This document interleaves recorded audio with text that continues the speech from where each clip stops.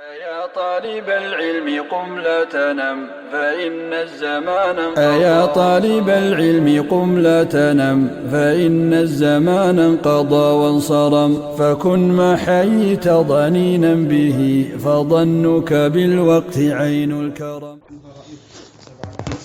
Di Rakaatul Faraidi. Yes. Baik, bismillah wassalatu wassalamu ala Rasulillah wa ala alihi wa ashabihi wa man walah wa la haula wa la quwwata illa billah. Amma ba'd. Allahumma 'allimna ma yanfa'una wanfa'na bima 'allamtana rabbana zidna ilma warzuqna fahma. Allahumma faqihna fid din wa 'allimna ta'wil wa ftahna futuhan arifin. Allahumma amin. Kita lanjutkan ngaji matan takrib. Faslun wa rakaatul faraidi sab'a asyrata rakaatan. Ya, silakan dibaca satu pasal. Rehan mungkin, silakan dibaca. Arabnya Pak ya.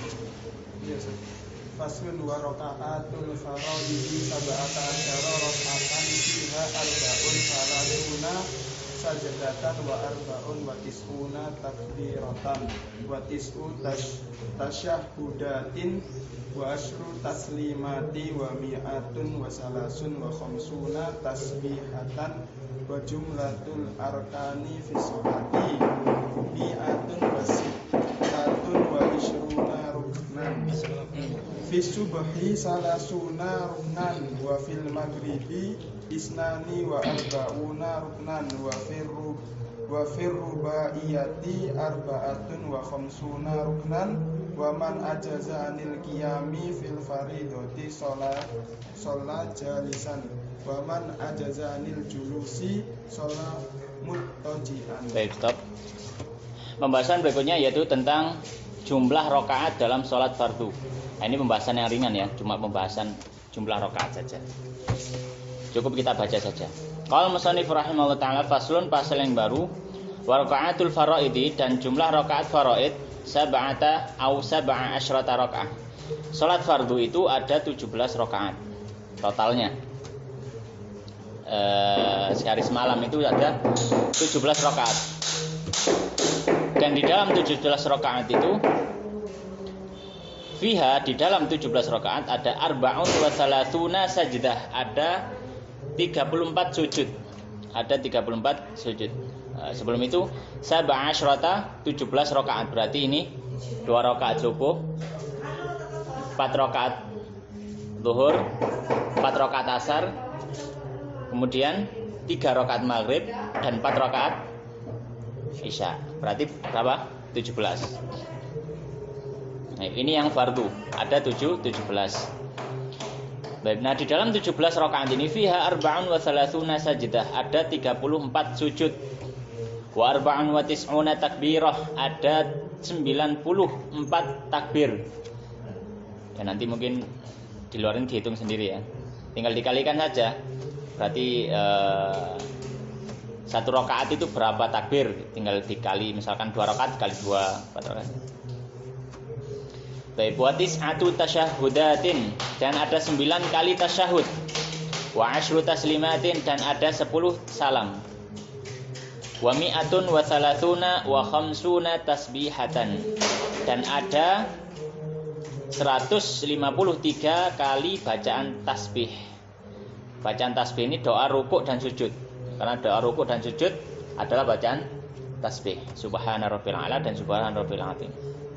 Wa jumlatul arkani, dan jumlah total rukun fi sholati, dalam sholat, mi'atun wa situna wa ishruna ruknan, ada 126 rukun ya dalam sehari semalam, rukun yang dikerjakan. Fi subhi, pada sholat subuh, salasuna ruknan, ada 30 rukun.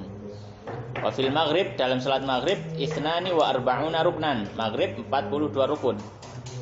Wa fir rubaiyati, dan pada sholat yang 4 rakaat, zuhur, asar, isya, arba'un wa khamsuna ruknan, ada 54 rukun. Kemudian beliau menyebutkan tentang masalah berdiri untuk sholat. Faqala wa man ajiza, dan siapa yang tidak mampu, anil qiyami, berdiri, fil faridati, dalam sholat fardu, sholat jalisan, dia sholat dengan duduk.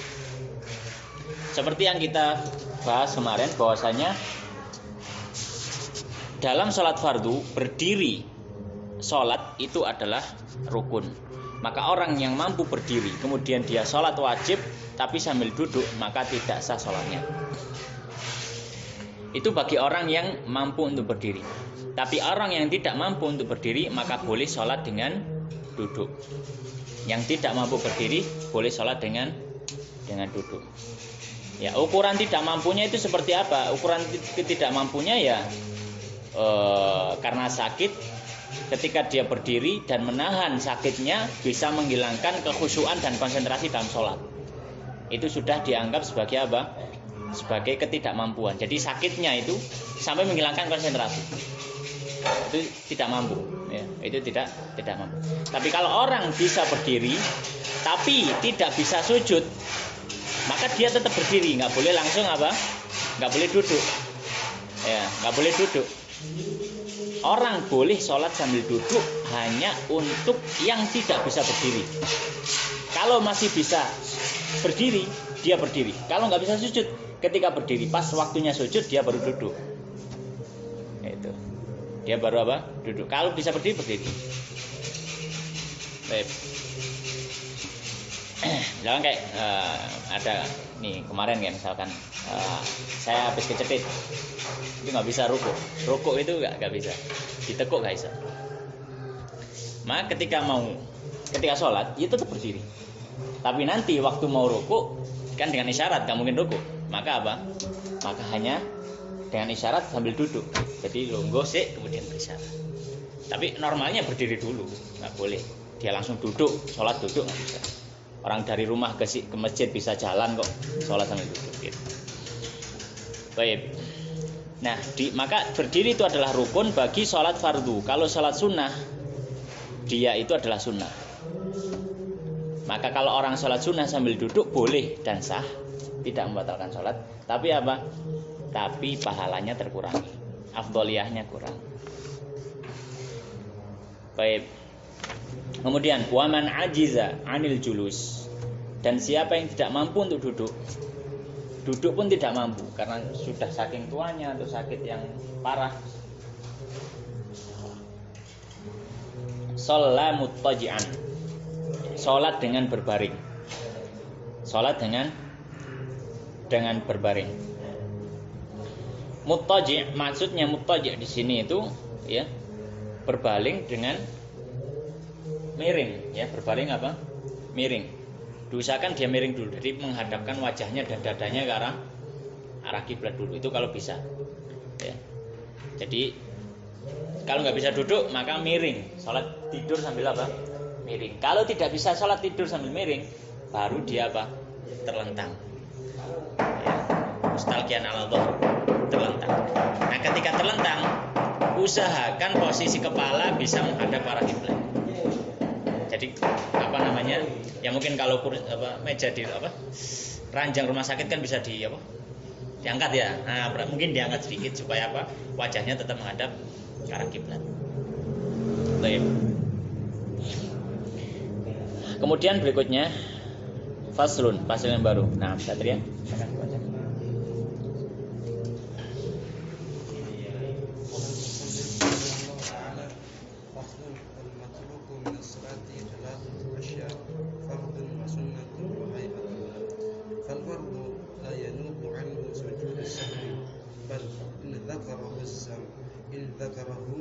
والزمان قريب أتى به وبنى عليه وسجد للسهو والسنة لا يعود إليها بعد التلفظ بالفرض لكنه يسجد للسهو عنها والهيئة لا يعود إليها بعد تركها ولا يسجد للسهو عنها وإذا شك في عدد ما أتى به من الركعات بنى على اليقين وهو الأقل وسجد للسهو وسجود السهو سنة ومحله قبل السلام. Baik, stop. Pembahasan berikutnya sujud sahwi. Ini pembahasan yang cukup membutuhkan konsentrasi. Dan di sini beliau menyebutkan tentang masalah sujud sahwi tapi sebagian saja. Ya, kita bahas sesuai dengan apa yang ditulis oleh Abu Syuja. Faqal musannif rahimahullah ta'ala fasl yang baru wal matruku dan yang tidak dilakukan. Al-matruk di sini maksudnya yang tidak dilakukan, ditinggalkan maksudnya tidak dilakukan. Wal matruku dan yang tidak dilakukan minas sholati dari amal sholat. Salah satu asya maka terbagi 3. Fardun yang pertama dia fardu, wa sunnatun yang kedua dia sunnah, wa hayatun dan yang ketiga hayat. Sebagaimana sudah kita sebutkan sebelum-sebelumnya, amal sholat, amal di dalam sholat itu terbagi 3 dalam mazhab Syafi'i. Yang pertama dia adalah rukun atau fardu. Yang kedua adalah dia sunnah ab'ad atau di sini disebut sunnah saja. Yang ketiga adalah sunnah hayat, yang di sini disebut hayat. Ya. Maka penting untuk mengetahui dan membedakan mana saja yang rukun, mana saja yang hayat, mana saja yang sunnah ab'ad. Untuk mengetahui nanti, kalau saya nggak melakukan ini sunnah disunahkan sujud sahwi nggak? Misalkan ada orang lupa tidak membaca doa iftitah misalkan, lupa nggak baca doa iftitah, apakah saya tetap disunahkan sujud sahwi? Nah ini kita harus ketahui dulu, ini apakah rukun atau ab'ad atau hayat. Orang misalkan lupa nggak takbir ketika sujud, apakah disunahkan untuk sujud sahwi? Ya, maka diketahui apa istilahnya itu, dilihat dulu. Ya, apakah ini fardu, apa dia ab'ad atau dia hayat. Maka beliau mengatakan, yang pertama fardu. Bagaimana kalau yang ditinggalkan adalah amal yang wajib, yang rukun. Fal fardu maka fardu la yanubu anhu sujudu sahwi. La yanubu anhu, tidak bisa menggantikannya sujud sahwi. Jadi kalau rukun yang ditinggalkan maka harus dilakukan, diulangi.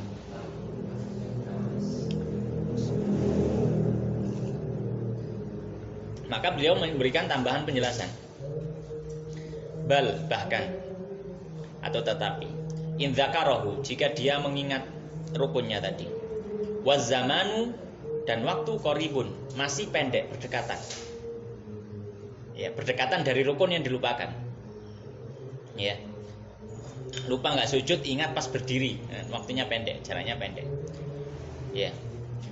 Atabihi, maka dia kembali ke rukun yang ditinggalkan. Dia lupa nggak sujud cuma sekali misalkan, langsung berdiri. Ketika berdiri ingat, loh saya tadi sujud cuma sekali. Maka apa yang dilakukan? Atabihi, dia harus balik. Balik berarti apa? Melakukan rukun yang ditinggalkan. Ditinggalkan apa kalau sujud sekali? Berarti yang ditinggalkan rukun yang ditinggalkan duduk di antara dua sujud dan sujud kedua, ya kan? Berarti dia kembali duduk, kemudian sujud, kemudian balik berdiri. Atabihi wabana alaihi, dan membangun di atasnya. Maksudnya membangun di atasnya, melanjutkan sesuai dengan rukun yang ditinggalkan. Jadi rukun yang napa? Boten napa nang kene. Sumuk nang. Ngene sumuk nang. Nggih. Jadi apa? Jadi dia wabana alaihi. Jadi dia melanjutkan dari rukun yang ditinggalkan. Ya. Baik. Wasajada li sahwi, kemudian dia juga sujud sahwi. Jadi rukunnya harus didatangi.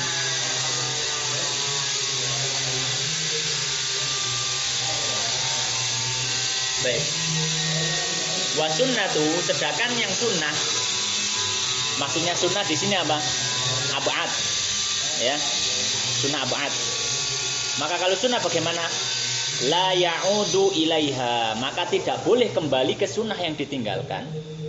Ba'da talabbusi, setelah dia mengerjakan bil fardi yang fardu. Orang lupa tasyahud awal, dia berdiri. Baik, tasyahud awal hukumnya apa? Bukan. Bukan ab'ad.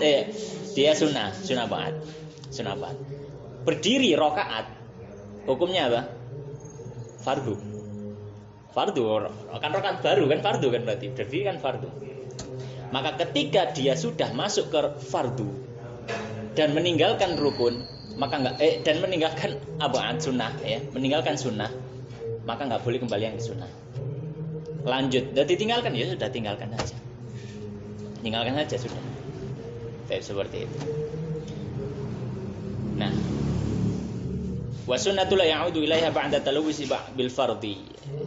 Lakinnahu, akan tetapi dia apa? Yasjudu lisahwi. Dia nanti sujud sahwi. Anha, menggantikan sunnah ab'ad tadi. Menggantikan sunnah ab'ad. Ya. Nah, kalau lupa tasyahud awal kemudian berdiri, maka tidak apa? Tidak kembali duduk, tetap berdiri dan melanjutkan. Tidak dikerjakan ya sudah, nggak masalah. Nanti apa? Sujud sahwi.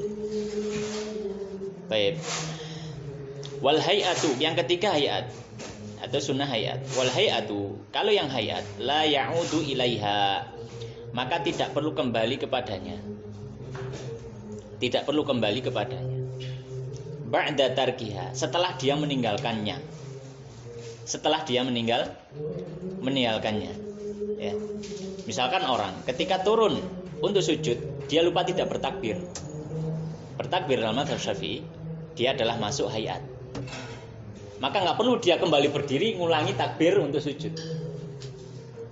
Bahkan kalau dia tahu dan sengaja, bisa batal. Bisa batal. Kenapa? Karena itu sama seperti menambahi gerakan sholat. Ya. La ya'udu ilaiha ba'da tarkiha wa la yasjudu lisahwi anha, dan tidak perlu sujud sahwi. Tidak perlu sujud sahwi. Ya. Jadi ingat ya, ada fardu, ada sunnah, sunnah maksudnya sunnah ab'ad, ada hayat, sunnah hayat.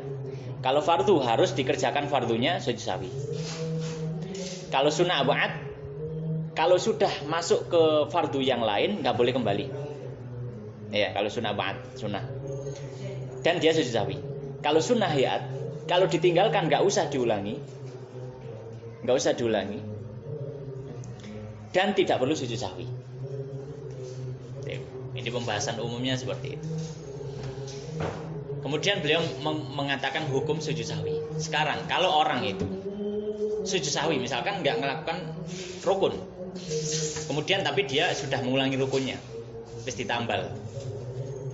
Kemudian tadi dikatakan wasjudu lisahwi, sujud sahwi. Nah, hukum sujud sahwi nanya apa? Faqala wa sujudu sahwi, dan sujud sahwi hukumnya apa? Sunnah. Dalam artian seperti ini. Misal ada orang lupa. Tadi kasusnya tidak baca Al-Fatihah. Misalkan kasusnya tidak baca apa? Al-Fatihah. Dan ketika selesai dia yakin. Maksudnya dalam kondisi ruku, dia yakin dia tadi nggak baca Al-Fatihah. Kenapa perlu diberikan penekanan di sini yakin? Kadang ada orang yang diberikan penyakit was-was. Ketika dia sudah ruku, aku mau baca Al-Fatihah kan? Nah, maka ini was-was. Maka kaidahnya al-yakinu la yazulu bisyak. Iya, kalau sudah lewat sesuatu itu, maka keraguan tidak bisa mempengaruhinya. Keraguan tidak bisa mempengaruhinya. Maka kalau ragu-ragu seperti itu, segera buang was-was itu, yakinkan bahwasanya sudah baca. Karena itu bisa jadi penyakit. Ada beberapa orang yang tanya ke saya tentang masalah ragu gitu, kayak hidupnya itu penuh dengan keraguan. Dia sendiri ngomong, saya itu mudah was-was kayak gini-gini. Dia mungkin memang belajar fikih, cuma dia tidak memahami bagaimana bersikap dalam memahami sikap fikih seperti ini. Seperti was-was dalam takbiratul ihram. Sampai dibolan-balen Allah, Allah, Allah. Enggak, cukup wis Allahu Akbar. Yang penting hatinya menghadirkan saya niat. Makanya dia sadar dia mau sholat apa, sudah cukup. Baik. Karena bisa jadi nanti jatuhnya malah was-was, dan itu malah dibenci oleh para fuqaha kayak gitu. Baik, anak kuliah. Ketika rukuk dia ingat secara yakin tadi nggak baca Al-Fatihah, yakin, wis gak ragu, yakin. Maka dia apa yang harus dilakukan? Al-Fatihah rukun, maka dia harus apa? Balik, baca Al-Fatihah. Baik, kan ditambal sudah ya rukunnya.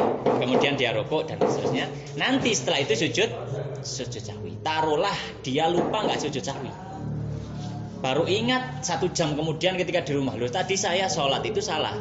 Terus saya nggak sujud sahwi. Bagaimana status salatnya? Status salatnya adalah sah. Kenapa? Lu tadi nggak sujud sahwi.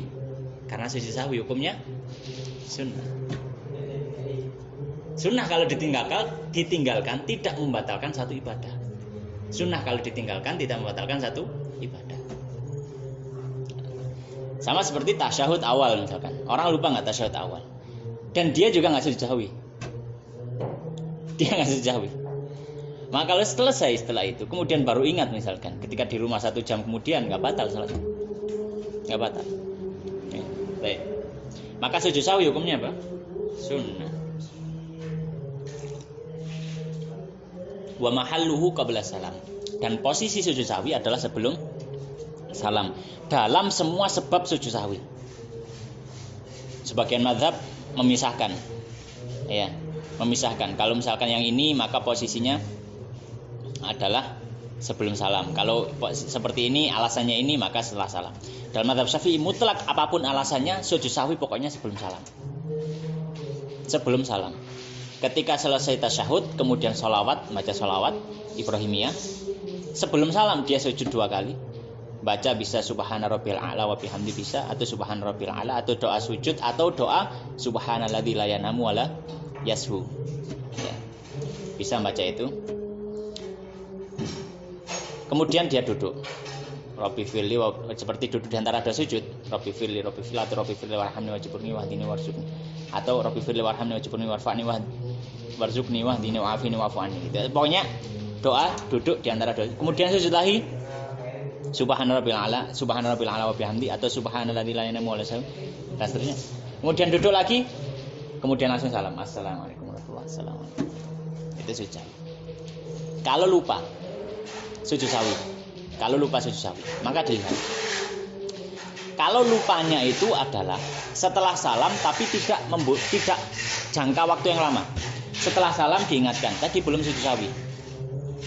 Maka sujud sahwi setelah salam.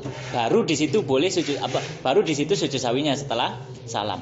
Jadi sujud sahwi setelah salam kalau lupa tidak dikerjakan sebelum salam. Kalau lupa tidak dikerjakan sebelum salam. Kalau baru ingat setelah waktu yang lama, 1 jam setelah oma semangan ngombe kopi, lele misalkan baru ingat, maka nggak usah diulangi sujud sahwi. Karena apa? Kalau tidak sujud sahwi tidak membatalkan, karena hukumnya sunnah. Baik. Faslun yang baru alif.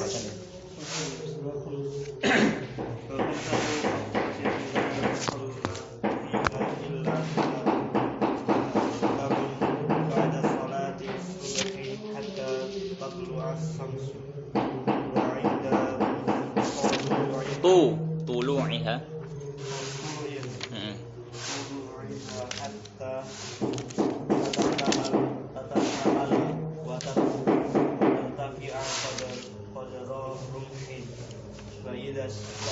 hatta tazula wa ba'da salatil asri hatta taghrub asy-syamsa wa 'indal ghurubi hatta yatastamala ghurub. Berikutnya adalah tentang waktu sholat yang terlarang. Waktu sholat yang terlarang.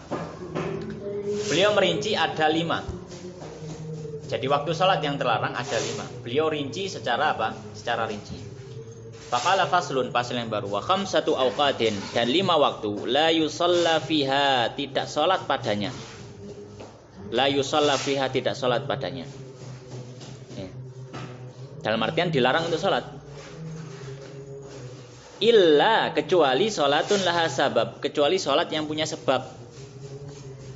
Kecuali sholat yang punya sebab. Contohnya yang sholat yang punya sebab adalah apa?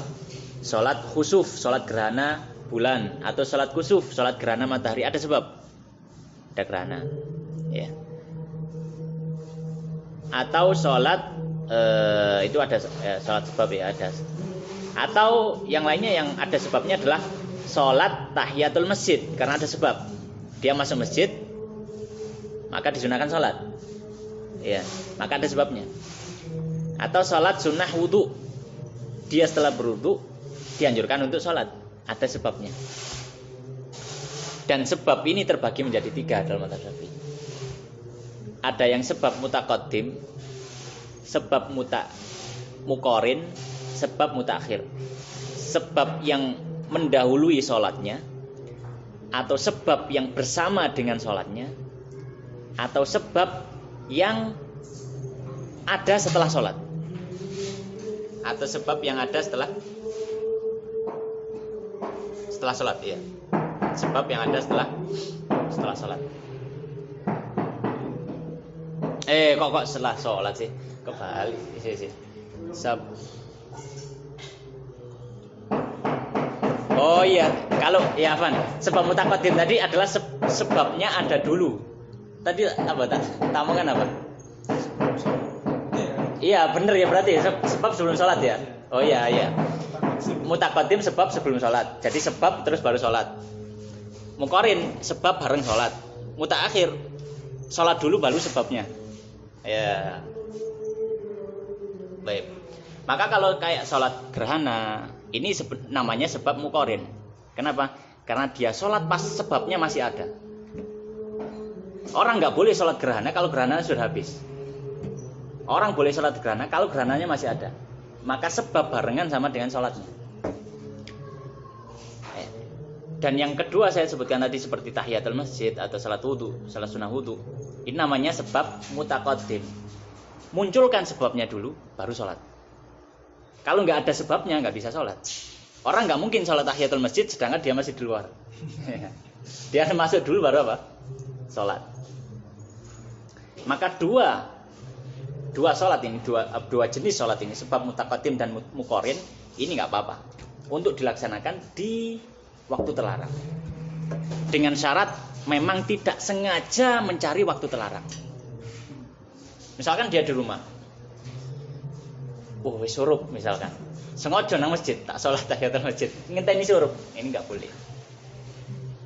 Nggak boleh, ya. Jadi dia nggak apa-apa selama tidak menyengaja ngenteni waktu ini, waktu terlarang. Kalau menyengaja di waktu terlarang, ya, memang sengaja dia nunggu waktu terlarang baru sholat, maka nggak boleh. Nah, bagaimana yang ketiga? Sholat dulu baru ada sebabnya. Jadi sebabnya itu terakhir. Maka ini tidak diperbolehkan. Ini tidak diperbolehkan di waktu terlarang ini. Contohnya apa kalau sebab mutaakhir ini? Contohnya adalah sholat sunnah ihram. Orang kalau ihram itu salah satu tata caranya adalah ya, dia sholat dulu baru dia berihram. Dia sholat dulu baru dia berihram, pakai rida. Tapi sholat dulu. Sholat dulu kemudian dia pakai rida, pakai baju yang buat haji umrah itu. Kayak gitu, pakai pakai perlengkapan umrahnya lah. Tapi sholat dulu. Sholatnya apa? Sholat sunnah ihram namanya. Maka sholat seperti ini tidak boleh dilakukan ketika apa? Waktu terlarang. Atau contoh yang kedua, sholat mutaakhir ini disebutkan oleh para ulama seperti sholat istikharah. Sholat istikharah itu apa? Orang sholat 2 rakaat. Setelah itu membaca doa istikharah. Maka istikharahnya ini, doanya dibaca kapan? Setelah sholat. Yang sudah pernah sholat istikharah ya, Allahumma inni astakhiruka dan seterusnya itu doanya dibaca setelah apa? Setelah sholat. Bukan doa dulu kemudian baru sholat ya. Maka kalau sholat seperti ini tidak boleh dilakukan di waktu terlarang, meskipun tanpa menyengaja. Baik.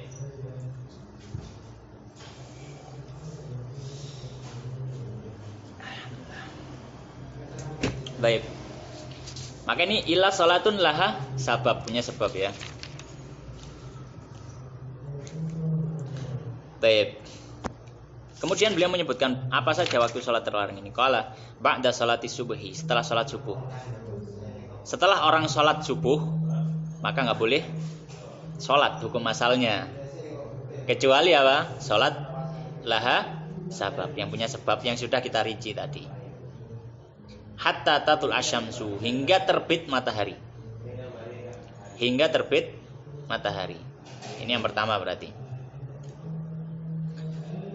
Kemudian yang kedua, wa inda tulu'iha, waktu kedua adalah ketika mulai terbitnya matahari, srengenge mulai muncul di ufuk timur. Ini juga tetap nggak boleh, masih nggak boleh. Hatta tatakamal, hingga sempurna keluarnya matahari, wa tartafi'a, dan meninggi qadra rumhin, seukuran tombak. Seukuran tombak ini ya mungkin ya sekitar 10 menitan atau sekitar itu setelah terbit. Misalkan terbitnya jam 6, maka ya tartafi'a qadra rumhin ya mungkin sekitar jam 6 lebih 10 sudah habis. Maka di situ baru boleh apa? Sholat. Ya. Tartafi'a qadra rumhin. Ya. Kemudian ini yang kedua ya berarti. Yang ketiga, wa idza stawat, ketika istiwa, hatta tazula, hingga zawal. Kemarin kita sebutkan kalau matahari itu 90 derajat tepat dari permukaan bumi yang kita tempati, berarti di atas kita 90 derajat kan? Maka ini disebut waktu istiwa. Matahari tepat di atas kepala kita. Ini namanya waktu istiwa. Dan waktu istiwa ini sangat-sangat sedikit sebagian disebutkan oleh para fuqaha. Hanya beberapa detik saja waktu istiwa ini. Ya. Karena matahari kan terus bergerak gitu. Yang bergerak matahari apa bumi? Enggak, aku lihat. Pokoknya gitulah. Ya, pokoknya karena apa? Karena kan terus bergerak. Dari pandangan kita yang bergerak kan matahari gitu lah, gampangnya gitu. Ya, hakikatnya ya itu membicarakan panjang. Ya makanya karena dia kan terus bergerak gitu kan. Nah, maka ketika pas di tengah ini, itulah waktu istiwa. Maka ketika waktu istiwa itu enggak boleh. Kalau disebutkan loh, waktunya kan cuma sedikit, kan nggak cukup untuk sholat. Masa ada orang sholat 2 rakaat misalkan, bahkan 1 rakaat misalkan, selesai dalam waktu setengah menit misalkan, atau 1 menit, nggak ada, sulit. Ya. Maka para ulama mengatakan di sini nggak harus seluruh sholat terjadi di waktu istiwa. Bahkan kalau cuma takbiratul ihram tapi pas waktu istiwa, sholatnya nggak sah. Gitu. Jadi cuma Allahu Akbarnya itu pas istiwa, terus sholat gerakan setelahnya, baca al-fatihahnya, rukuknya, iktidalnya, sujudnya, itu sudah habis waktu istiwa, itu tetap nggak sah sholatnya. Kenapa? Pas takbiratul ihram, pas masuk sholat, pas istiwa. Baik, yang keempat, wa ba'da sholatil asri, setelah sholat asar. Sampai kapan? Hatta taghruba syamsu, hingga matahari tenggelam. Setelah sholat asar hingga matahari tenggelam. Ya. Kemudian yang kelima dan terakhir, wa indal ghurub, dan ketika tenggelamnya matahari, hatta yatakamal, hingga sempurna ghurubuha, tenggelamnya. Maksudnya sempurna tenggelamnya itu lempengan matahari sudah hilang di bawah ufuk. Ya, hilang di bawah ufuk. Maka ini 5 waktu yang dilarang untuk sholat dengan penjelasan bahwasanya dikecualikan untuk sholat yang memiliki sebab, yaitu sebab mutaqaddim dan sebab mutaakhir. Sebab muqarin apa? Baik. Kalau misalkan ada orang, nggak usah lah, makin panjang. Baik, lanjut. Faslun wa salatul jamaah. Ayo. Siapa tadi? Saya.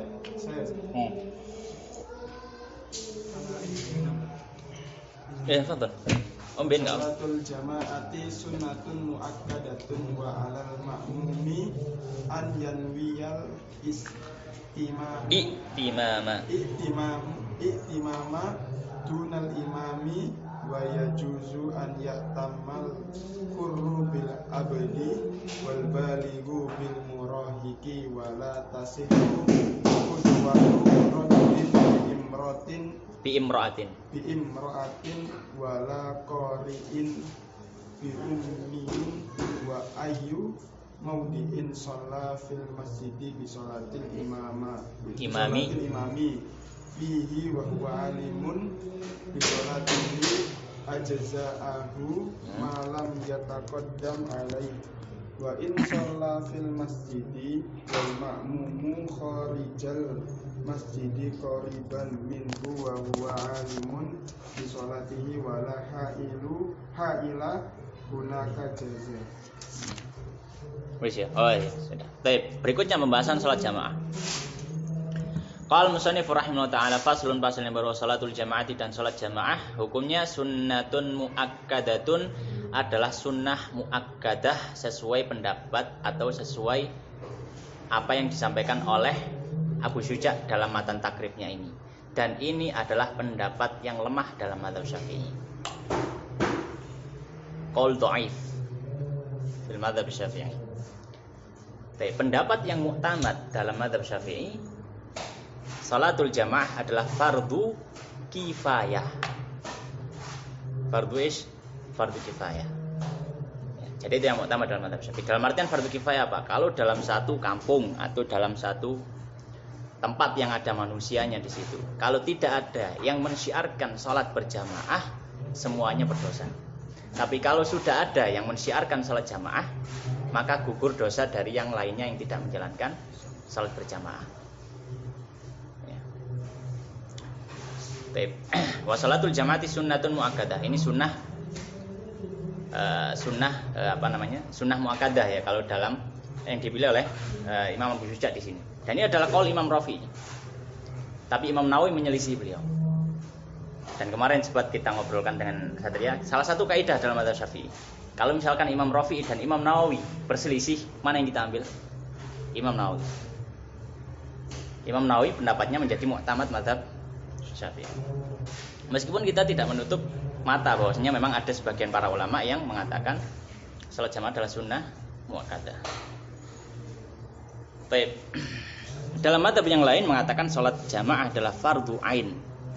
Kalau ada dalam misalkan satu tempat ya, ada 50 orang dan tidak ada yang menjalankan, dan salah satu tidak menjalankan salat jamaah, dia berdosa karena enggak salat jamaah. Ya. Tapi mazhab yang lain di luar mazhab Syafi'i. Kalau mazhab Syafi'i enggak, dia fardu kifayah. Seperti salat jenazah. Baik, itu hukumnya. Kemudian yang kedua, wa'alal ma'mum, dan wajib atas makmum an yanwiyal i'timam, untuk meniatkan jadi makmum atau bermakmum. Dunal imam, tanpa imam. Maksudnya gimana? Kalau dalam sholat jamaah ada imam, ada makmum, jelas. Makmum ketika sholat dia harus niat menjadi makmum. Ya, dia harus meniatkan diri menjadi apa? Makmum. Tapi kalau imam ketika jadi imam, nggak harus di awal sholat dia niat jadi imam. Karena bisa jadi dia sholat sendiri, niatnya sholat sendiri, terus tiba-tiba jadi imam. Karena ada orang yang datang nempuk, dalam tanda kutip, aku tak makmum gitu kan gitu. Nah, berarti ini kan dari awal dia nggak niat jadi imam, tapi bisa jadi imam. Karena apa? Karena hukum asalnya imam tidak harus niat ketika sholat jadi imam. Tapi kalau makmum, ketika sholat dia harus niat jadi makmum. Baik. Wa yajuzu, dan boleh an ya'tamma, bermakmum, al-hurru, orang yang merdeka, bil abdi, kepada budak. Dalam artian boleh budak, imamnya itu budak, makmumnya orang merdeka, boleh. Wal baliu, dan orang balik, bil murahiki, bermakmum kepada anak yang murahik. Murahik itu qaribun minal hulum, tapi lamnya belum. Jadi murahik itu anak yang umurnya ini sudah mendekati umur-umur balik, tapi dia belum balik juga. Kalau dalam mazhab Syafi'i, batas maksimal orang itu dihukumi sudah balik ada 15 tahun, selama belum ada tanda balik seperti keluar air mani atau mimpi basah. Kalau misalkan ada anak umur 14 tahun, tapi dia belum mimpi basah, dia belum balik. Karena baru 15 tahun nanti. Jadi balik dengan umur itu adalah 15. Tapi kalau balik dengan tanda keluar mani, ya, maka umur 9 ke atas kalau sudah keluar mani, balik. Murahik ini adalah dia umurnya mendekati umur balik, tapi belum mimpi basah atau yang semisalnya. Maka boleh kita sholat, kemudian yang imam adalah anak-anak yang masih SD kelas 6, dia belum balik misalkan, tapi bacanya subhanallah, boleh. Selama dia mengetahui tata cara sholat yang benar, tidak melakukan pembatal sholat, syarat-syaratnya terpenuhi, boleh. Meskipun kita sudah balik gitu ya. Kadang kan yang balik ya belum tentu lebih bagus bacaan Al-Qur'annya. Baik. Kemudian wala tasihhu, dan tidak sah qudwatu rajulin, bermakmumnya seorang laki-laki, bimra'atin, kepada perempuan. maka tidak sah jamaahnya. Kalau misalkan imamnya perempuan sedangkan makmumnya laki-laki, enggak boleh, enggak sah. Wala qari'in, tidak pula orang yang qari bi ummiyin, maksudnya tidak pula bermakmum orang yang qari bi ummiyin terhadap orang yang ummi. Baik, qari di sini maknanya apa? Qari di sini adalah orang yang yuhsinul Fatihah. Dia benar dalam membaca Al-Fatihah. Ya, benar membaca Al-Fatihah. Adapun ummi adalah orang yang tidak benar bacaan Al-Fatihahnya. Tidak benar bacaan Al-Fatihahnya. Ya. Atau orang yang tidak hafal sama Al-Fatihah. Dan hampir nggak ada kalau orang nggak hafal Al-Fatihah. Atau tidak benar. Ya, maka tidak boleh. Misalkan yang satunya nggak hafal Al-Fatihah, dia jadi imam, makmumnya orang yang hafal Al-Fatihah, ya nggak boleh. Baik. Kemudian beliau menyebutkan tentang tempat, batasan tempat. Qala wa ayyu maudhi'in, dan dimanapun tempatnya. Shalla, seseorang itu salat. Fil masjidi, di dalam masjid. Bi sholatil imami, dengan salatnya imam. Fihi, di dalam masjid juga. Wa huwa, dan orang yang salat tadi alimun, mengetahui bi sholatihi, dengan salat imamnya, ajza'ahu, maka mencukupinya. Malam, dengan syarat ya, selama lam tidak yataqaddam, berada di depan alaihi, imamnya. Masjid selama di dalam masjid, maka posisi imam dan makmum terserah dimanapun, meskipun jaraknya jauh. Meskipun jaraknya jauh. Misalkan di Masjid Istiqlal, ada yang pernah ke Istiqlal ya? Atau Masjid Akbar Surabaya. Ya. Pokoknya masjid yang besar misalkan. Jaraknya mungkin 100 meter. Dari imaman sampai ujung. Masjid Al-Um. Ya mungkin, ya ada batasnya ya. Mungkin Masjid Al-Um. Ada orang sholat di dekatnya imaman, tapi nggak imaman, tapi pas sholatnya.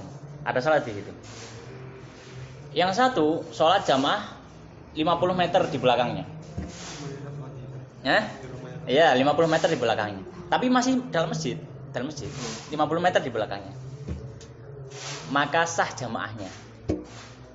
Dia boleh, dia berjamaah ke imam ini. Boleh dia berjamaah ke imam ini.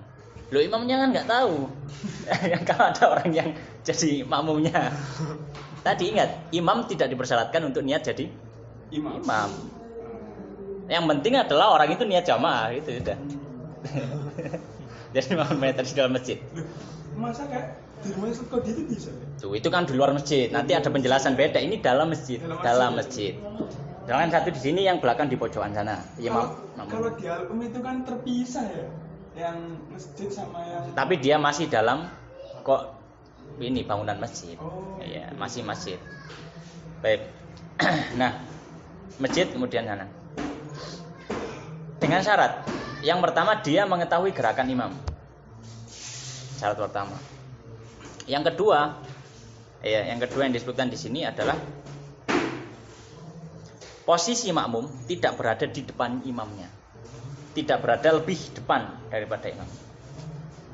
Maka kalau imamnya di sini, misalkan imamnya di sini dia imamnya misalkan dia sholat di pojok sana misalkan. Pojok tapi yang karpet nomor 2.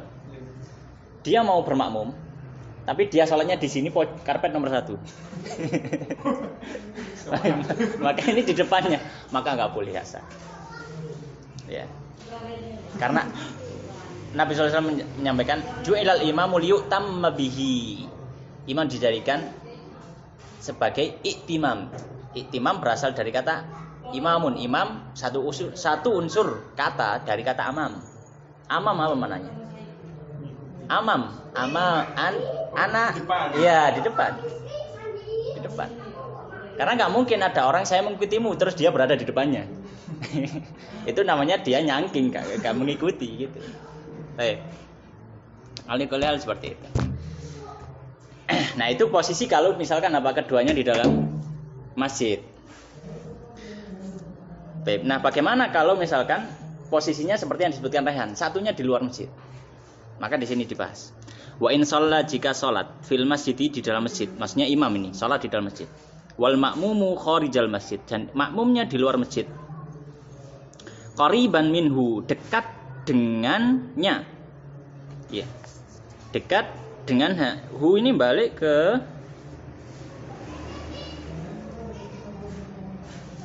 ya. Hu balik ke imam ya. Bisa balik ke imam, bisa balik ke masjid, tapi nanti kita jelaskan ini. Wa huwa alimun, dan dia mengetahui bi sholati dengan salat imamnya. Wala haila hunaka, dan tidak ada penghalang, jaza boleh. Jadi gini. Kedua, posisi imam berada dalam masjid, makmumnya di luar masjid. Maka bagaimana? Ini juga diperbolehkan dengan beberapa syarat. Syarat yang pertama, jarak antara dia, kenapa? Jarak antara dia dengan batas terakhir masjid, tidak kurang dari 300 dhira'. Tidak kurang dari 300 dhira'. 300 dhira' itu berapa? 300 dhira' itu kalau satu dhira'nya 50 cm, berarti berapa kira-kira? Kirahan? Kalau satu dhira' 50 cm, berarti berapa cm? 1500 cm. Kalau meternya? 150 meter. 150? Iya.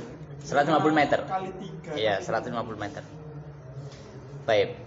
Jarak makmum dengan akhir dari masjid tidak melebihi 150 meteran. Syarat yang pertama. Ya. Syarat yang kedua, makmum mengetahui gerakan imam. Aja main masjid. Gerakan imam. Jadi kalau misalkan dia sholat di belakang masjid, tapi dia tidak mengetahui gerakan imam, gak ono suarane, gak ono makmum sing ngarepe gitu misalkan, maka nggak sah bermakmum. Syarat yang kedua. Syarat yang ketiga, tidak ada penghalang antara dia dengan masjid untuk menuju imam tadi. Ya. Penghalang di sini maknanya adalah penghalang yang menghalangi dia untuk menuju imamnya. Misalkan ada tembok di situ. Ada tembok tinggi, ya. Atau ditutupi rumah misalkan. Ditutupi rumah-rumah. Maka ini tidak boleh.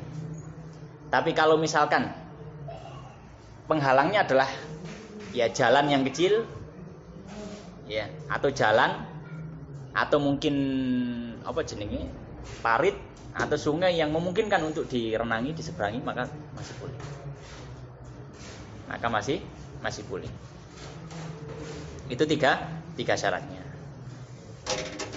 Baik. Kemudian berikutnya sholat orang yang safar. Nah, siapa? Satria.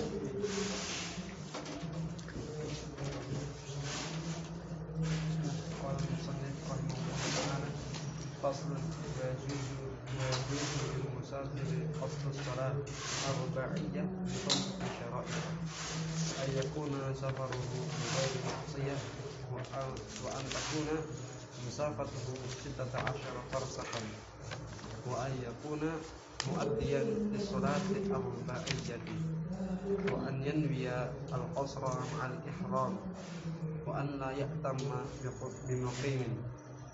ويجوز للمسافر أن يجمع بين الظهر والعصر بوقت أيهما شاء، وبين المغرب والعشاء بوقت أيهما شاء.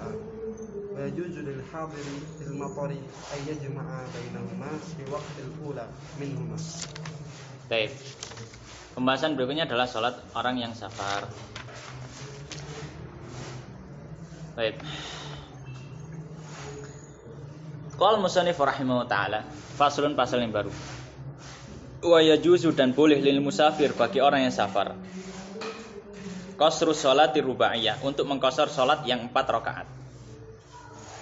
Bi khamsati syara'id, dengan 5 syarat. Hukum asalnya salat yang 4 rakaat, atau hukum asalnya salat dikerjakan sesuai dengan jumlah rakaat yang sudah difardukan. Kecuali kalau orang safar, maka diberi keringanan untuk mengerjakan sholat yang jumlah rakaatnya 4 menjadi 2, yaitu sholat zuhur, asar, dan isya.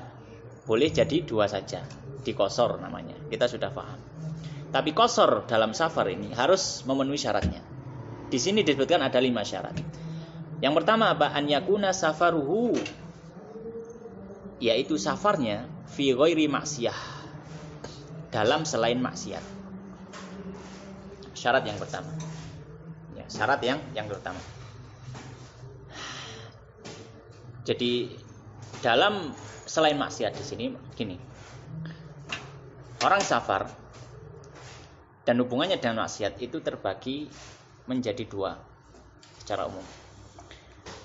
Ada orang yang tujuannya dari awal memang kemaksiatan. Dari awal tujuan safar kemaksiatan. Ya. Misalkan dia safar, ya dari sini misalkan ke Jogja, misalkan dari sini ke Jogja misalkan dengan niat untuk begal. Ini tujuannya sudah apa? Maksiat. Ada yang tujuannya benar, tujuannya enggak maksiat, tapi di tengah-tengah safarnya melakukan maksiat. Di tengah-tengah safarnya misalkan melakukan maksiat. Misalkan dia safar dari sini ke Jogja misalkan. Tujuannya apa? Dia belajar ke kampus. Ya, balik kampus. Tapi di tengah safar dia menenggak miras. Nah, ini namanya asi fis safar. Kalau yang pertama tadi namanya asi bis safar. Ya. Nah, yang tidak boleh untuk mengqashar sholat adalah al-asi bis safar, bukan fis safar. Jadi yang pertama tadi yang nggak boleh. Jadi yang memang tujuan safarnya adalah maksiat, maka ini yang nggak boleh untuk mengqashar. Maka syarat yang pertama, tujuan safarnya harus benar. Ya, li gharadin mubah istilahnya. Ya. Syarat yang pertama. Syarat yang kedua wa antakuna masafatuhu, dan jarak safarnya sittata asyara farsakhan, 16 farsakh. 16 farsakh. 16 farsakh itu berapa? 16 farsakh itu kalau dikonversi ke kilometer berbeda-beda. Ya, berbeda-beda.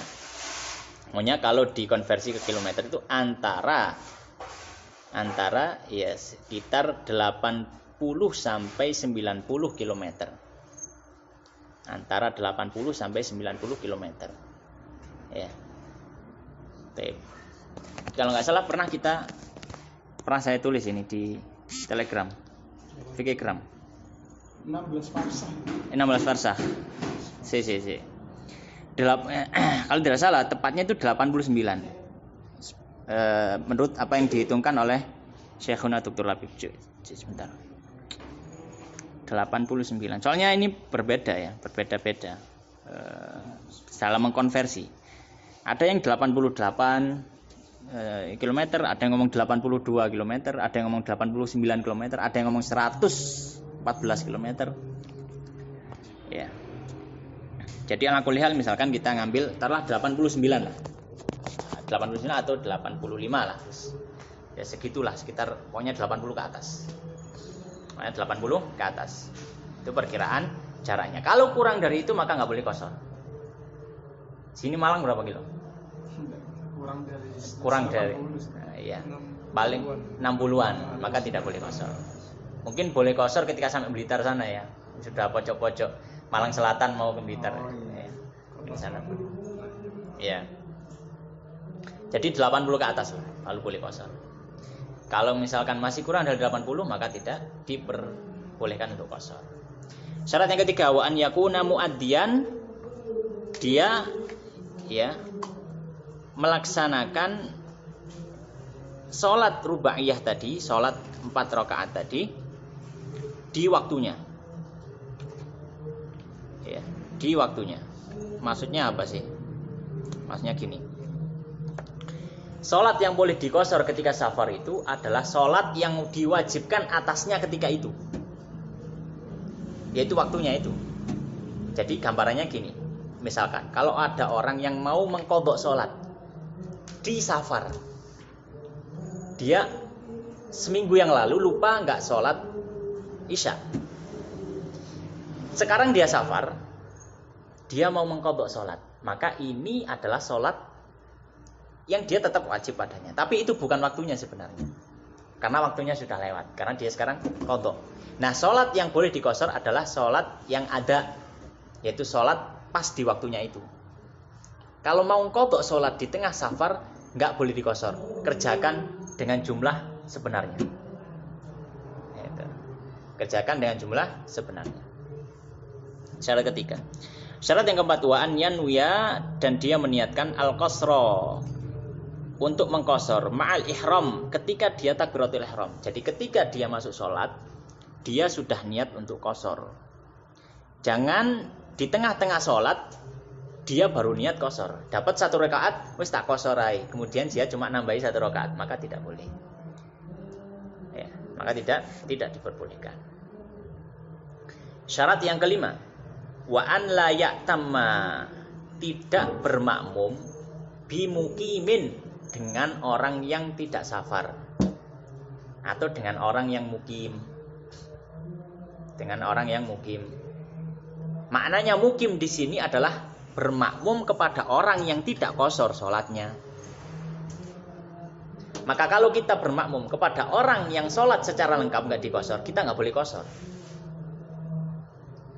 Kita mampir jamaah perjalanan dari Surabaya atau Mojokerto ke Jogja sudah lewat insyaallah 80 km. Kita mampir dulu di Kertosono. Ya. Mampir dulu Kertosono di Masjid Agung Kertosono. Oh. Ada. Masjid Muldoko misalkan. Pas kan di luar ini kan dia tol kan langsung disambut masjid itu kan. Mampir masjid itu. Pas di situ sholat. Kita kemudian ikut sholat. Baik. Orang sholat di situ, mereka melakukan sholat biasa secara sempurna, 4 rakaat sholat zuhur. Maka kita nggak boleh cuma ngambil 2 saja kemudian salam sendiri. Ya, nggak boleh. Kalau kita sudah bermakmum pada orang yang mutim, yang sholatnya nggak qasar, maka kita nggak boleh qasar. Nah kalau mau aman, ya sholat sendiri atau sholat dengan rombongan yang kita sudah tahu. Gitu. Yang kelima, yang keenam. Oh ya, yang ke sudah ya 5 syaratnya. Jadi ini 5 syarat untuk qasar. Baik, jadi ketika orang safar ada keringanan dia untuk mengqasar sholat. Dan ada keringanan lain, boleh juga dia menjamak sholat. Ya, boleh dia apa? Menjamak sholat. Ya, boleh juga menjamak plus qasar. Boleh. Jamak qasar. Maka di sini akan disebutkan untuk jamak. Qala wa yajuzu lil musafir, dan boleh bagi orang yang safar an yajma'a, untuk menjamak baina dhuhri wal asri, antara zuhur dan asar. Fi waqti ayyihi masya'a, di waktu manapun yang dia mau. Kalau di waktu zuhur berarti jamak takdim, kalau waktu asar berarti jamak takhir. Wa bainal maghribi wal isya, dan menjamak antara salat maghrib dan isya. Fi waqti ayyihima sya'a, di waktu yang manapun dia kehendaki. Kalau di waktu maghrib maka namanya jamak takdim. Kalau sholatnya digabung di waktu isya namanya jamak takhir. Maka orang yang safar dengan syarat safar tadi, ya, dengan syarat safar tadi yaitu safarnya jaraknya memenuhi, boleh untuk menjamak, ya, jamak takdim ataupun jamak takhir. Ini untuk yang safar. Baik. Kemudian ada tambahan pembahasan jamak. Faqala wa yajuzu lil hadir, dan boleh bagi orang yang hadir. Hadir itu maknanya dia bukan musafir. Dia tinggal di satu tempat. Di tempat tinggalnya lah. Dan boleh bagi orang yang tinggal di tempat tinggalnya. Apa yang boleh? Nanti disebutkan. Fil matori, ketika hujan. An yajma'a, untuk menjamak bainahuma, antara 2 sholat yang sudah disebutkan tadi. Maka ini namanya jamak karena alasan hujan. Ini boleh. Ini boleh. Ya. Dengan beberapa syarat yang disebutkan oleh musannif di sini cuma 1. Tapi sebenarnya syaratnya ada beberapa. Satu syarat yang disebutkan di sini apa? Fi waqtil ula minhuma, di waktu pertama. Maksudnya yang boleh hanya jamak takdim, nggak boleh orang ketika hujan kemudian jamak takhir. Ya. Karena kenapa? Karena namanya jamak takhir itu kan berarti sholat yang pertama dia nggak ngelakukan sholat. Dia kan nunggu waktu sholat kedua. Karena bisa jadi ketika dia nunggu waktu sholat kedua dan belum melakukan sholat pertama, hujannya sudah habis. Nah terus ya Allah dulu. Ya maka, berarti misalkan gini, dia nunggu sholat maghrib lah, sholat isya. Taruhlah sholat maghrib nggak sholat dia, jamak takhir lah, hujan. Dia nunggu sampai isya. Masuk waktu isya, hujannya berhenti. Halo. Kok hujannya berhenti? Kan udhurnya sudah habis. Saya belum sholat maghrib. Ya, maka saya tetap sholat maghrib, tapi bukan jamak namanya, qadha. Dan kalau tahu hukumnya nggak boleh, maka dia berdosa. Ya. Syarat yang pertama apa? Harus jamak takdim. Maghrib isya di waktu maghrib. Zuhur asar di waktu zuhur. Itu syarat yang pertama. Syarat yang kedua disebutkan di sini, dan ini cukup penting pula. Syarat yang kedua yang disebutkan, yang hendaknya disampaikan, yang hendaknya diketahui. Syarat yang kedua, sholatnya dilaksanakan secara berjamaah di masjid. Kenapa? Karena kalau orang di dalam rumahnya, apa udhurnya? Apa kesulitannya? Wudhu nang jeding, gak kudanan gak apa, gitu. Ya, maka sholatnya harus berjamaah dengan jamaah sholat yang ada di masjid. Maka kalau orang di rumah, secara asal dia nggak datang ke masjid, maka nggak boleh dia jamaah. Baru kalau yang jamaah yang ada di masjid ini berangkat waktu sholat maghrib, kemudian hujan deras, atau ketika berangkat dia hujan deras dan menyulitkan untuk berangkat ke masjid, maka di situ boleh menyampaikan imamnya sebelum sholat, ya. Nanti kalau hujannya setelah kita sholat belum berhenti, kita akan jamak, ya. Kita akan jamak, ya. Atau ya kita sepertinya sholatnya belum berhenti, maka kita akan jamak, ya, kita akan jamak. Maka disampaikan kepada jamaah, ya, disampaikan kepada jamaah. Baik. Nah itu syarat yang kedua. Mungkin dua syarat ini yang cukup lah. Baik.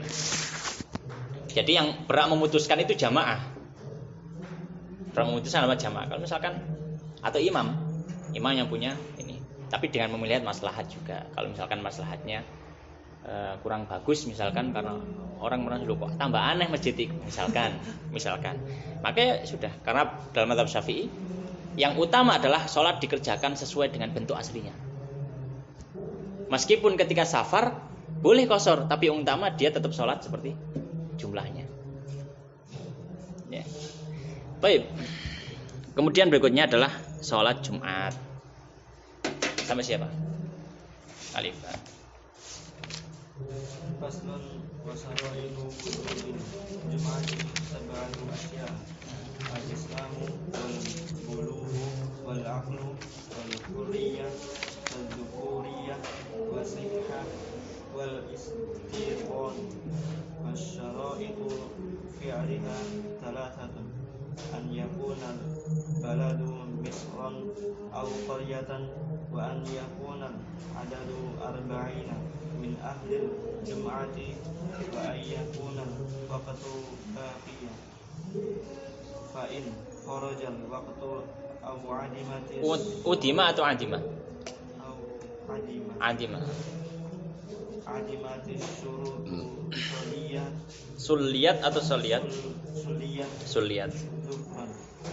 Wa faraiduha salasatun khutbatan yakunu fihima wa yajlisu bainahuma wa an tusalla rak'ataini fi jama'ah wa hay'atuha arba'u fisal al-ghuslu wa tanziful jasadi wal lubasu thiyabi al-bidhi wa dhufri wa tibi Wa taqayyubi atau tib? wa tibi Bukan taqayyub, enggak ada taknya. Iya. tibi wa yastahabbul insatu fi waqtil khutbah wa man dakhala wal imamu yakhutubu wa shalla rak'ataini khafifataini thumma yajlis. Baik, pembahasan berikutnya salat Jumat. Salat Jumat hukumnya fardu ain. Salat Jumat hukumnya fardu ain, sama seperti salat 5 waktu. Ya. Tapi fardu atau fardu ain ini berlaku dengan syarat. Fardu ain ini berlaku dengan syarat. Maka beliau sebutkan faslun, pasal yang baru, wasyaraitu wujubil jum'ati, dan syarat kewajiban salat Jumat sab'atu asya'a, ada 7 syarat. Ini syarat kewajiban. Kalau memenuhi syarat maka dia wajib datang jamaah salat Jumat. Yang pertama al-islamu, Islam. Orang kafir tidak wajib salat Jumat. Ya. Bahkan kalau salat Jumat ya tetap sah kalau dia kafir. Ya. Yang kedua wal bulughu, balik. Ya, sudah apa? Sudah balik. Maka anak yang belum balik tidak wajib. Tapi kalau dia sudah mumayyiz kemudian ikut sholat dan sholatnya benar, ya sah dan bisa dapat pahala. Mumayyiz itu sudah ngerti, gitulah gampangannya. Sudah ngerti. Tapi kalau sudah balik maka wajib. Kalau nggak datang dia dosa. Yang ketiga wal aqlu, berakal. Maka orang yang gila tidak wajib sholat. Orang yang mughma alaih, yang pingsan, tidak wajib sholat Jumat. Yang keempat wal hurriyatu, dia orang merdeka. Maka budak, ya budak meskipun laki-laki tidak wajib datang sholat Jumat. Ya, tidak wajib datang sholat Jumat kalau dia budak. Syarat yang kelima adzukuriyah, dia laki-laki. Maka perempuan tidak wajib untuk sholat Jumat. Tidak wajib untuk sholat Jumat. Tapi kalau misalkan dia ikut sholat Jumat, sholatnya sah. Nggak perlu dia ngulangi sholat zuhur. Ini mau nang desa-desa kan wong tua-tua sing wedok-wedok ya, kadang ada yang sholat Jumat. Sah. Tapi yang afdol bagi dia adalah sholat zuhur dulu. Baik. Yang keenam, wasihatu, sehat. Maka orang yang sakit tidak wajib untuk sholat Jumat. Tapi sholat zuhur, karena bukan berarti nggak wajib sholat Jumat terus nggak sholat zuhur. Gitu. Gantinya sholat zuhur. Yang 7 yang terakhir, wal istiqon. Istiqon itu adalah dia adalah penduduk situ. Dia adalah penduduk di situ. Maka orang yang musafir tidak wajib sholat Jumat. Orang musafir tidak wajib sholat Jumat. Itu syarat kewajiban. Tapi kalau orang musafir mau sholat Jumat ya sah, berpahala. Kemudian berikutnya wasyaraitu fi'liha, dan syarat pelaksanaan sholat Jumat. Ini berhubungan dengan syarat keabsahan sholat Jumat. Salah satu ada 3.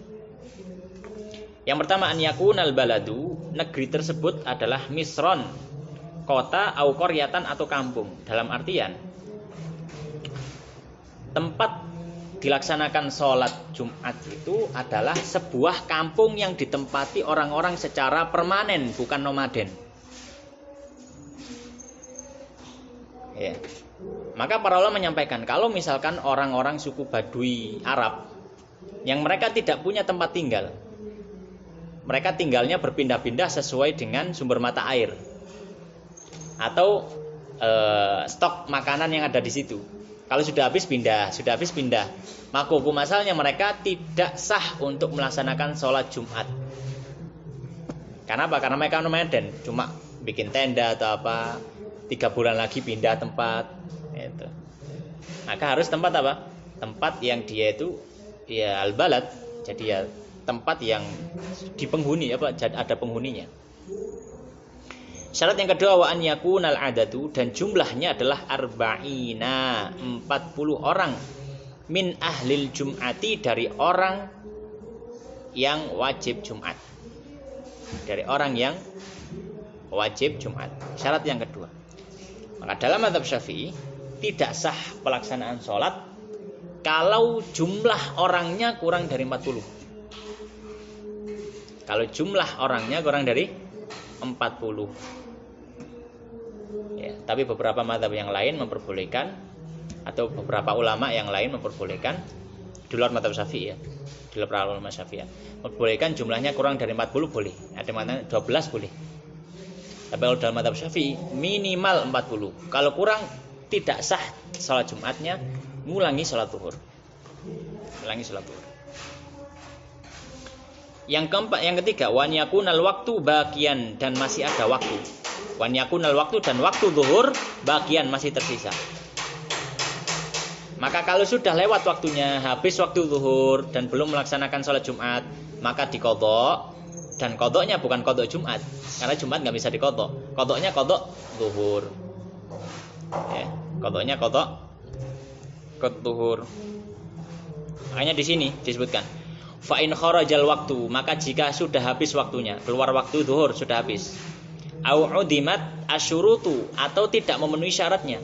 Suliyat, maka salat atau disolati zuhron dengan salat zuhur. Kalau syaratnya tidak memenuhi atau waktu sudah habis dan belum melaksanakan salat, maka salatnya dilaksanakan salat zuhur, bukan salat Jumat. Baik. Itu pembahasan kedua, yaitu apa? Syarat keabsahan Jumat. Pembahasan yang ketiga adalah fardu dalam pelaksanaan ibadah Jumat. Maka beliau mengatakan wa faraiduha, dan fardu dalam pelaksanaan salat Jumat salah satu ada 3. Yang pertama khutbatani, 2 khutbah. Yakumu, berdiri fihima, pada kedua khutbah itu. Wa yajlisu, dan duduk bainahuma, di antara 2 khutbah. Maka kalau salat Jumat terus enggak ada khutbahnya, enggak sah atau batal. Ya. Salatnya salat zuhur sudah. Dan khutbahnya harus 2. Kalau khutbahnya cuma 1, kemudian langsung salat, maka enggak sah. Untuk salat Jumat. Ya. Maka dia mengulangi khutbah atau dia salat zuhur. Wa antusalla rak'ataini. Syarat yang kedua, dan salat 2 rakaat.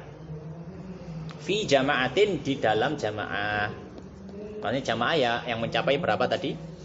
40. Maka nggak boleh orang salat Jumat dia salat sendiri. Atau salat dengan jamaah yang kurang dari 40.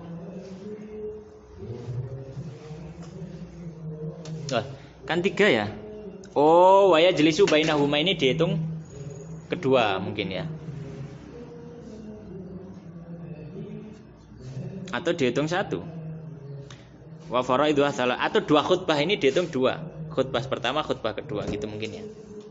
Dan wa antu shalah rak'ataini fi jamaah itu dihitung 3. Salat 2 rakaat. Bisa, ini ada penghapus enggak? Ada yang mau penghapus? Nah, pinjam. Dihitung 3 ini. Hamid. Syukran. Berarti 2 khutbah ini dihitung 1, 2, 3. Tip. Kemudian berikutnya adalah pembahasan yang keempat, pembahasan sunnah-sunnah dalam ibadah Jumat. Faqala wa hay'atuha, dan sunnah-sunnahnya. Hay'at di sini maknanya adalah sunnah. Arba'u khisalin, ada 4. Yang pertama al-ghuslu, mandi. Disunahkan mandi Jumat. Mandi Jumat hukumnya sunnah. Yang kedua tanzif wa tanziful jasadi, dan membersihkan jasad. Potong kuku, mencukur bulu, dan lain sebagainya. Membersihkan kotoran-kotoran, misalkan banyak debunya dan semisalnya. Yang ketiga walu besufia bil biyad, memakai pakaian putih. Ini yang utama, memakai pakaian putih. Kalau nggak ada yang putih maka warna yang lain. Ya, yang penting yang bagus, yang layak untuk dipakai ibadah salat Jumat. Dan kalau bisa baju terbaik untuk ibadah. Kemudian yang keempat, ini digabung berarti. Yang keempat wa akhdhu dhufri wa tatayyub. Ini digabung. Disebutkan 5. Ini cuma ini. Baik, jadi yang keempat adalah wa akhdhu dhufri. Wa akhdhu dhufri. Akhdhu itu mengambil, dhufri kuku. Tapi maksudnya memotong, bukan mengambil. Dicepot ya loro. Tapi mengambil, memotong maksudnya, memotong. Ya, ini yang keempat. Nah, mungkin ini terlewat mungkin ya. Yang kelima mungkin. Di sini cuma disebutkan 4 tadi, tapi di sini musannif menjelaskan memerincinya ternyata 5. Yang terakhir wa tatayyub, yang kelima adalah memakai minyak wangi, atau dalam redaksi yang lain watib dan minyak wangi. Yang terakhir apa? Memakai minyak wangi. Kemudian beliau mengatakan, nah itu sebelum apa? Sebelum berangkat. Nah, ketika di dalam ibadah Jumat, qala wa yustahabbu, dan disunahkan pula al-insatu, diam. Insat itu diam, memperhatikan. Dia memperhatikan fi waqtil khutbah, ketika khutbah. Dianjurkan untuk diam dan memperhatikan. Disunahkan. Wa man dakhala, dan siapa yang masuk masjid atau masuk tempat ibadah salat, wal imamu, dan imam yakhtubu, sedang khutbah, shalla raka'ataini, maka dia salat 2 rakaat. Khafifataini, yang ringan. 2 rakaat yang apa? Yang ringan. Ya, maksudnya 2 rakaat yang ringan ini ya baca surat pendeknya, yang pendek-pendek saja, nggak perlu baca yang panjang. Bacaan rukuknya, bacaan sujudnya baca yang pendek saja, ya, dan seterusnya. Maka 2 rakaat yang ringan. Ya. Tsumma yajlisu, kemudian dia duduk. Jadi ketika imam khutbah baru datang, maka disunahkan apa? Salat 2 rakaat. Ya, salat tahiyatul masjid. Taib, itu adalah salat Jumat. Nutut agak ini ya, sampai habis kita bersolat. Nutut agak saat kira-kira. Kurang berapa sampai akhir kita bersolat? Kurang berapa halaman?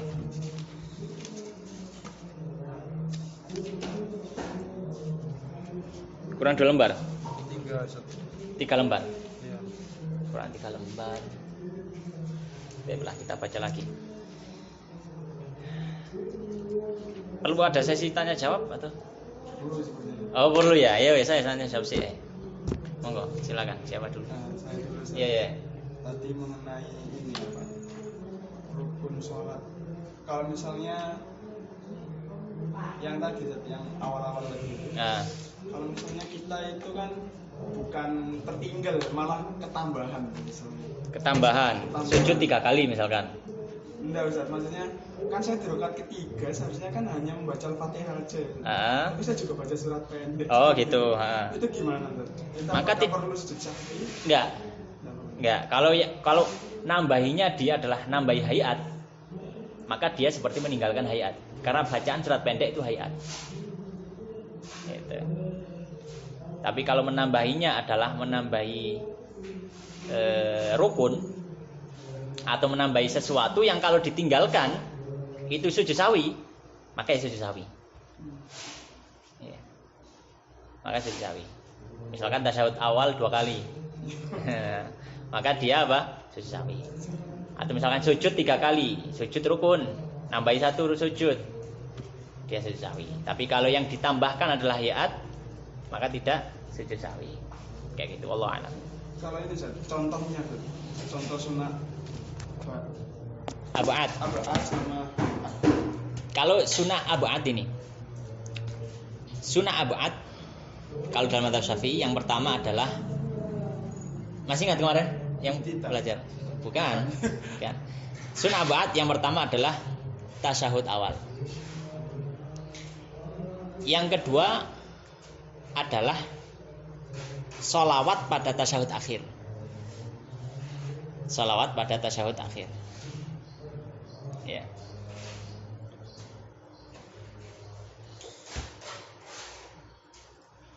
Kemudian yang ketiga adalah kalau dalam mazhab Syafi'i, qunut subuh dan witir Ramadan.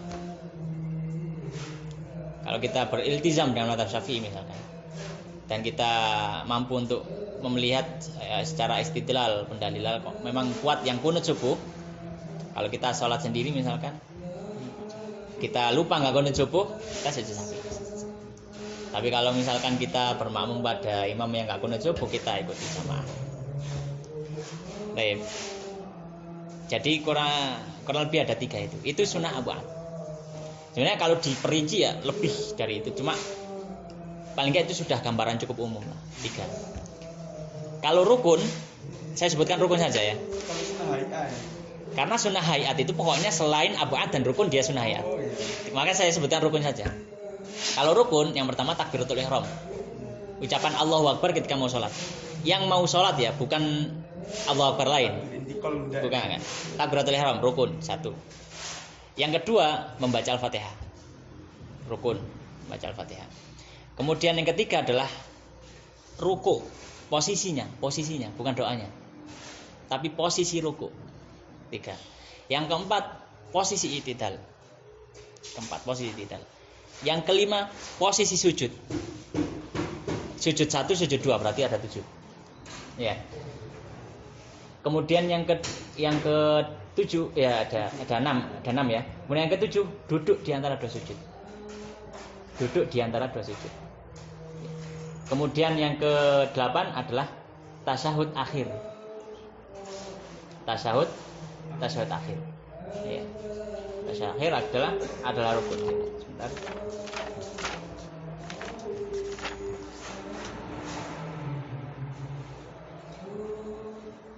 Astagfirullah. Saya tadi sebutkan ab'ad, salawat Tasyahud akhir. Afan, itu rukun, bukan ab'ad.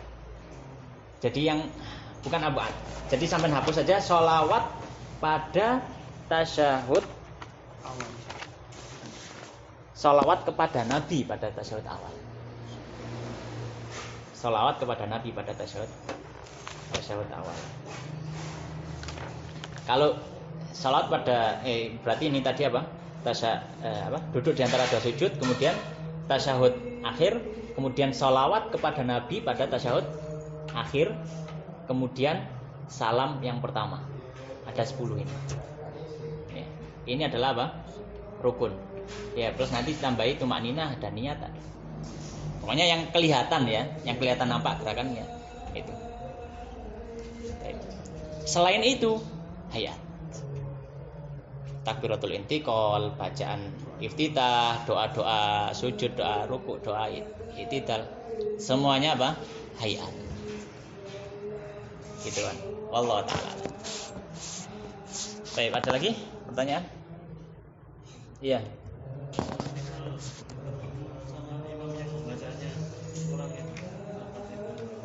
Dilihat. Kalau misalkan kurangnya itu sampai merubah makna. Lahannya lahan jali. Lahan yughayir makna istilahnya. Maka tidak sah. Ya. Jadi lahannya itu merubah makna. Misalkan apa? Dia membaca Alhamdulillahirrahmanirrahim. Ya kana butuh ya kana stain ini siratal mustaqim. Siratal ladzina an'amta 'alaihim. An'amta dirubah jadi an'amtu 'alaihim. Maka an'amta anta jadi ana. Merubah makna jauh. Iya. Yang pertama itu menyandarkan nikmat itu kepada Allah. Kemudian yang kedua dirubah an'amtu, saya yang memberi nikmat. Nah, itu sudah bablas. Maka tidak sah. Sama yang iya kan Abu itu ya. Kalau nggak pakai tasjid. Iyaka. Iya. Iyaka. Ya, itu bisa merubah makna juga. Ya, kalau iyaka ada makna yang lain juga. Kalau nggak salah itu artinya syu'aw syams. Apa namanya? Cahaya matahari pancaran sinar matahari. Ya. Hanya saja kalau kita di masyarakat kita ya, orang-orang yang sholat itu ya lebih utama kita mencari yang kira-kira imamnya bagus. Gitu. Kira-kira imamnya bagus. Kalau gitu boleh sholat di rumah sendiri. Boleh di rumah sendiri, tapi melihat kembali kondisi maslahat dan mudarat. Karena bisa jadi gini, sampai ini sudah hari ini mondok tapi kok gak tahu kita nang masjid. Kan mondok belajar apa gitu. Oh nggih.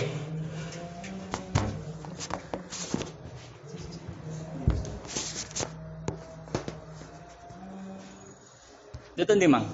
Ini Mas Alif. Iya, itu tuh Mang, Li. Oh ya, nah, ya itu kembali ke maslahat ya. Kalau misalkan malah timbul mafsadat yang mungkin lebih buruk untuk keluarga, untuk sampean pribadi atau untuk kelangsungan dakwah, Makanya tetap sholat di masjid kita bisa bertaklid dengan mazhab Hanafi misalkan dalam hal ini, yang mengatakan bahwasanya dalam mazhab Hanafi bacaan Al-Fatihah bukanlah rukun. Apa itu sunnah? Hah? Sunnah. Yang penting baca Quran. Surat pendek pun bisa. Surat pendek pun bisa. Dalam artian kalau salah bacaan Al-Fatihah tapi misalkan kulhunya benar, sah. Masa kayak itu.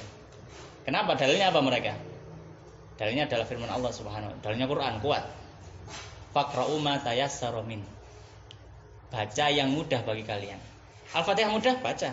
Enggak mudah, kulhu mudah. Kulhu. Berarti langsung surat gitu ya. Hah? Langsung surat. Bisa kan? Iya kalau dia enggak hafal ya kalau dia. Tapi itu pendapat mazhab Hanafi. Tapi jumhur ulama mengatakan bahwasanya Al-Fatihah rukun. Ya. Tapi para fuqaha menyampaikan kalau boleh bertaklid dengan mazhab lain kalau memang misalkan dibutuhkan. Hal semacam ini dibutuhkan. Kalau misalkan sampean mari mondok mulih, gak tahu ketok nang masjid, gak tahu jamaah, mondok gak tambah bener misalkan. Jadi orang jadi wah aja pondok nang ngene iku. Dijak sapa wong ben? Jak Satria. Oh Satria kan nang di pondok nang Malang alun. Waduh wis blacklist iku wis. Ojo nang Malang wae. Ada Satria tak di. Saya dituduh sadar nang waduh kena. Masjid Al-Burud kena. Kafe kena. Rehan. Aku MM. Itu ya wis. Akhirnya ya jadi seperti itu ya. Allah. Lagi Ustaz. Iya. Saya bertanya mengenai ini sholat jamak saja. Kita boleh melakukan sholat jamak kalau misalnya nggak ada uzur, kita boleh tanpa ada rasa takut. Nggak boleh. Boleh. Nggak boleh. Dalam pendapat jumhur ulama mengatakan nggak boleh. Jamak terus nggak ada alasan, nggak boleh. Kalau alasannya ngelencer, maksudnya Ngelencer. kita kan ini sebenarnya kemarin itu ini ada beberapa orang yang bertanya pas kita lagi ke Jatimpak kan kita kan ini Ustaz, rombongan teman-teman, jadi kita pergi ke Jatimpak kan, terus ke Jatimpak itu memang dalam rangka ini Ustaz, dibiayai lah, pokoknya kita main-main di sana. Terus teman-teman itu pada tanya ke saya, tanya ke teman-teman yang lain yang lebih pintar. Saya ngomongnya separuh riannya. Iya. Kalau saya sendiri, kalau kamu tanya nanti sholat, tapi sholat mending sholat di waktunya. Tapi teman-teman itu ada yang bilang nggak masalah lah, sholat itu bisa. Masalahnya kan ini udah termasuk safar. Ini Ustaz. Ya. Batu dan juga Malang ini dua tempat yang berbeda. Memang sebenarnya ada ini hadisnya ya. Tentang kalau misalnya udah berpindah tempat itu udah dikatakan safar. Terus katanya ada juga yang bilang ada hadisnya cuma 3 mil. Itu benar benar. Kalau udah melakukan perpindahan jarak 3 mil itu saya juga nggak tahu itu berapa kilometer ya 3 mil itu ya. Tapi 3 mil itu menurut saya nggak terlalu jauh sih. 3 mil itu mungkin ya nggak tahu berapa kilometer, mungkin pokoknya 3 mil itu juga katanya udah bisa dikatakan safar. Tapi sedangkan saya kan mikirnya kan namanya juga safar kan, bukan dalam rangka Jatimpak kan. Jatimpak kan main-main loh. Mau kami ngecek jamak.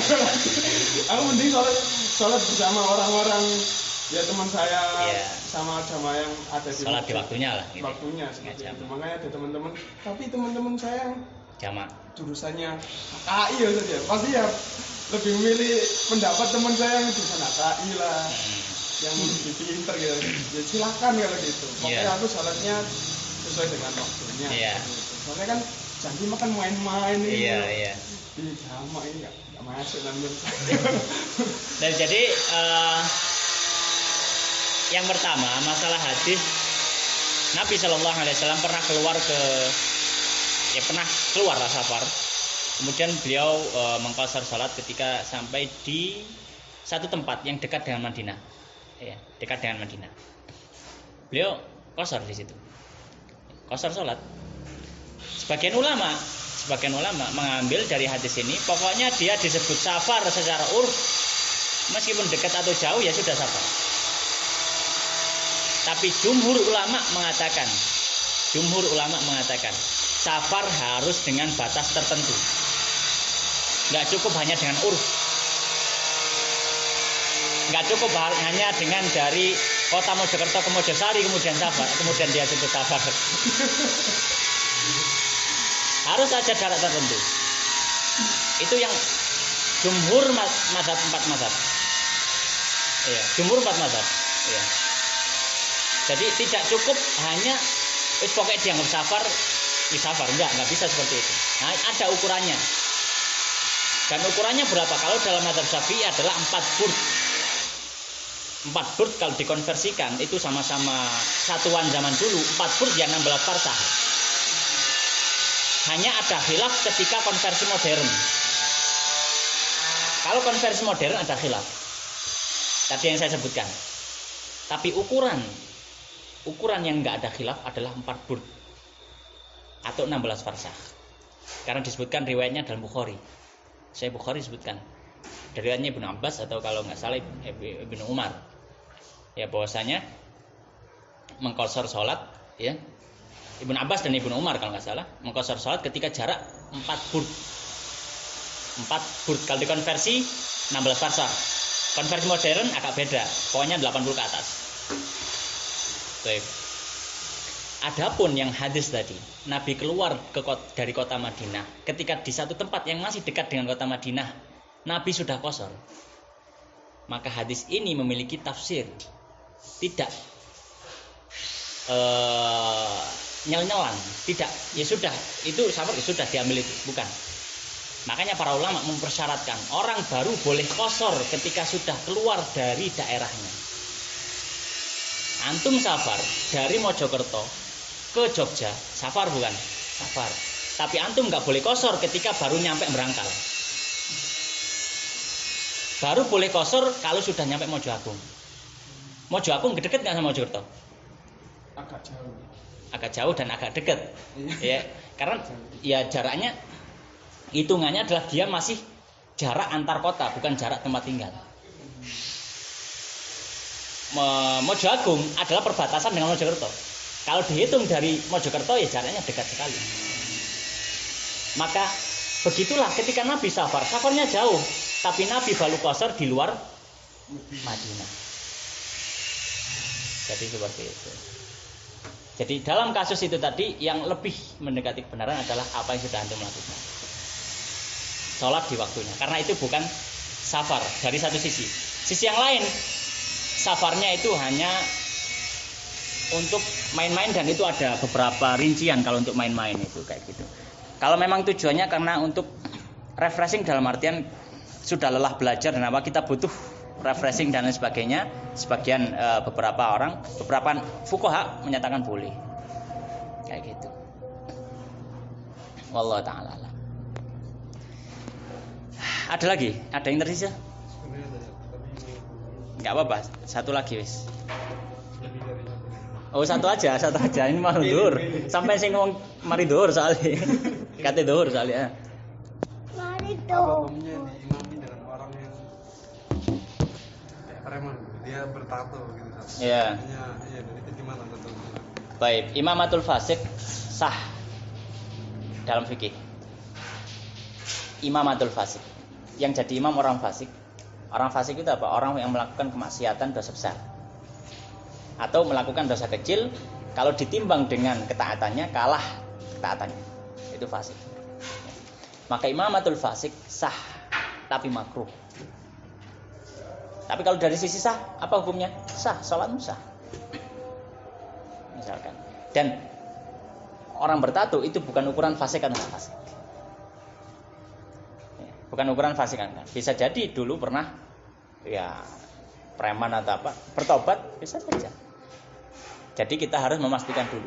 Sebelum kita bisa memastikan hukum asalnya seorang muslim adalah terjaga kehormatannya, dia adil.